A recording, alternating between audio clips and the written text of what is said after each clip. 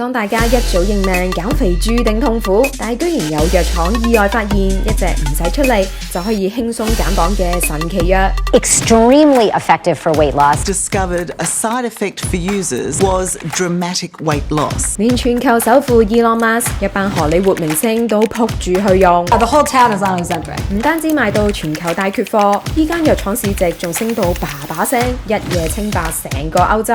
Actually order the pens every day, daily, and they only get 4 pens a month. 未來會唔會打支針躺平就減到肥？打一次針要幾多錢？長遠嚟講又係咪真係安全呢？ There could be another side effect from this often unsupervised use of Ozempic. 你以為外國多肥人，香港就冇呢個問題？衛生署公布第3次全港健康普查，發現有超過一半人屬於超重或者肥胖。今集 Check ED 會同你講下肥胖係點樣危害健康，以至風靡全球嘅減肥針到底有咩魅力，長期用又會唔會有後遺症？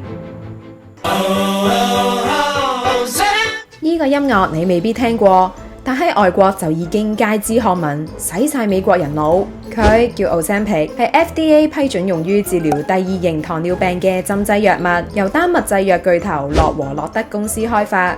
吓，我都冇糖尿病，關我咩事啊？嗱，唔係咁講啊，因為未來你想減肥，分分鐘就要靠佢。外國醫生好快就注意到，糖尿病人用完 Ozempic 之後，體重會大大減輕。藥廠諾和諾德見到咁大個商機，梗係唔會放過，開始研究銷售一隻叫做 Wegovy 嘅減肥藥，係 Ozempic 嘅高劑量版，仲邀請咗一班冇糖尿病嘅肥胖人士進行為期17個月嘅臨床試驗。試驗者需要控制飲食同埋做運動，其中一半人每星期會額外注射1次 Wegovy， 結果就發現有打 Wegovy 嘅人體重平均會下降大概15%，而冇打針嘅只係下降咗僅2.4%。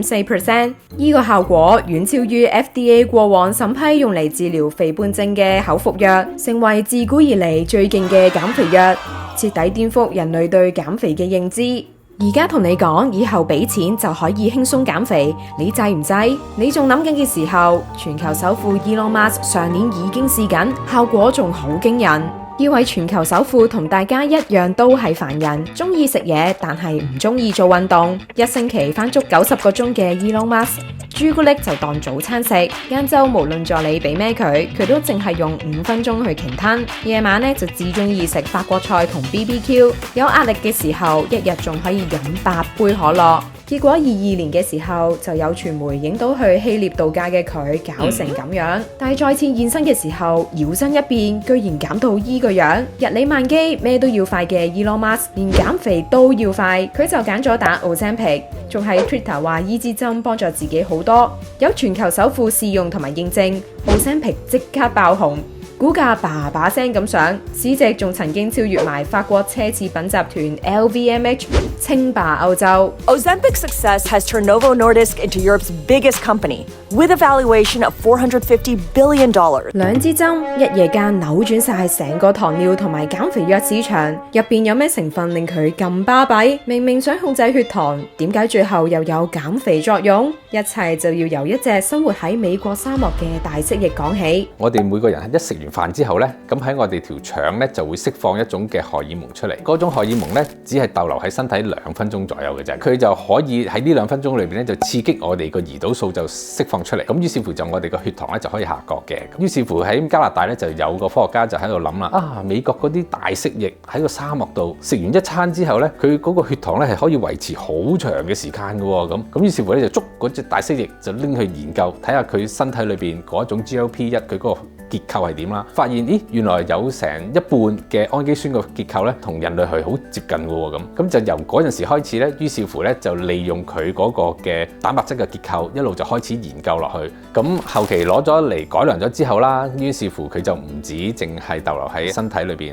2分鐘啦，甚至係講緊12個鐘頭啊咁。慢慢咧就攞嚟使用嚟到降血糖。GLP-1 刺激劑咧，佢主要就係令到我哋嗰個胃咧可以排空嘅時間會耐咗。咁即係係話啲食物會逗留喺個胃度耐咗，市民食咗之後咧，佢會有一種飽啊脹嘅感覺咯。打咗針嘅人咧，佢哋嗰個食慾係會下降咗嘅。另外咧就係佢哋個胃酸分泌啊，亦都會比正常少咗嘅。大概8個禮拜佢哋嘅研究裏邊啦，有一種咧就減咗大概6 kg 啦，另一種咧就大概減到成12個 kg 咁犀利嘅。區一隻減肥藥，先後喺美國、德國、英國出售，嚟緊仲會進軍亞洲市場。明明 Ozempic 本身係糖尿病藥，點解個個都拎咗嚟當減肥藥用？原來肥胖喺世界各地已經係一個好迫切嘅健康議題。據統計，2019年就有大概500萬人因為肥胖而過早死亡。世界肥胖聯盟甚至估計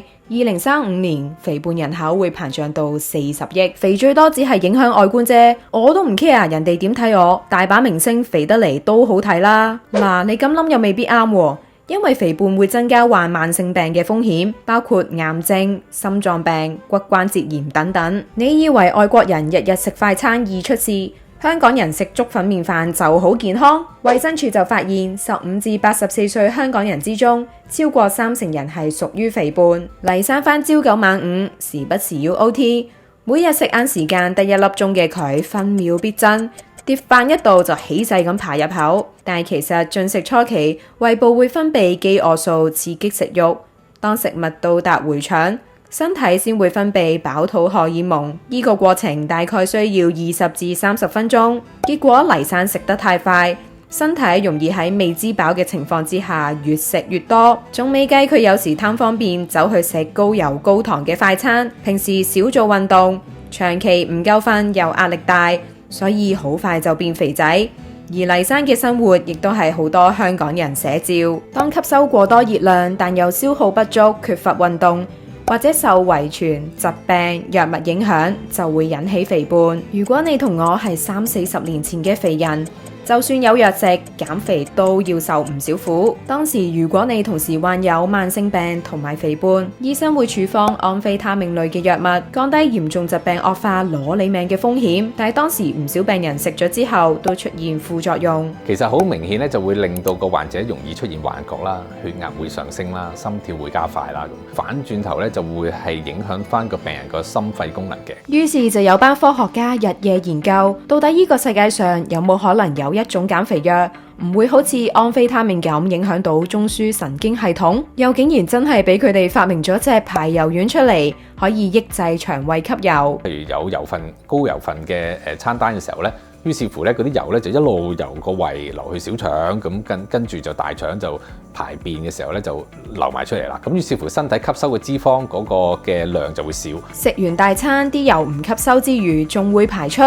可以照樣食嘢，體重又會下降，但你可能就要冒漏油嘅風險。排油丸係比較蝦人食啲嘅，即係會突然之間急起上嚟咧，佢揾唔到廁所咧，就真係會滲咗落去條底褲度噶嘛。咁西布曲明咧又係一隻可以抑制住我哋嗰個食慾嘅藥物啦咁，但係佢嗰個效果又係會導致嗰個血壓同埋心跳會加快，因為喺美國嗰邊亦都係好多病人咧，因為食咗西布曲明咧，佢哋嗰個心臟病發嘅機會率就高咗。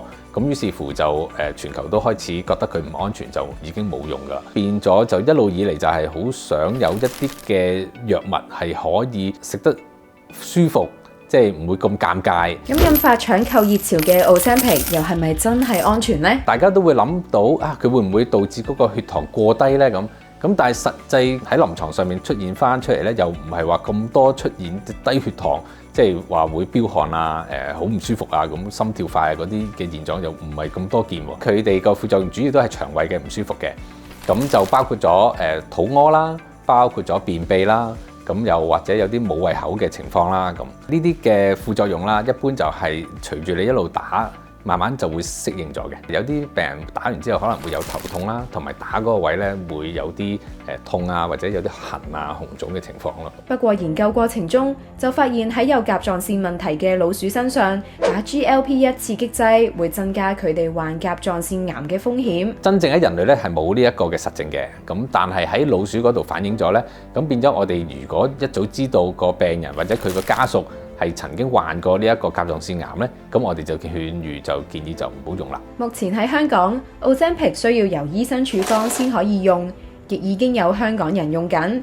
一個月藥費大概3000蚊至6000蚊不等。皮下注射肚皮、大髀或者手臂就會全身吸收。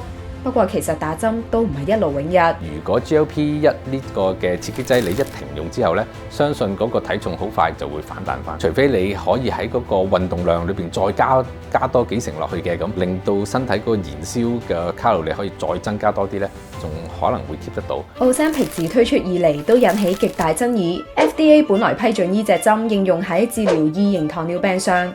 減重只係屬於非標籤嘅用途，而每星期打一針，唔需要刻意減肥就自然瘦嘅效果，吸引咗一班既冇糖尿病又冇黐肥，純粹想修身嘅人士搶購。呢支針亦都火速成為醫美界同社交媒體暢銷嘅減肥藥物，成日賣到斷貨。真正有健康需要而用藥嘅病人就面臨藥物短缺問題，亦有人視 Ozempic 為萬靈丹，產生咗用藥就能夠減肥嘅錯覺。你覺得未來藥物能唔能夠代替健康飲食同運動習慣？你對 Ozempic 又有咩睇法？會唔會想試下用呢？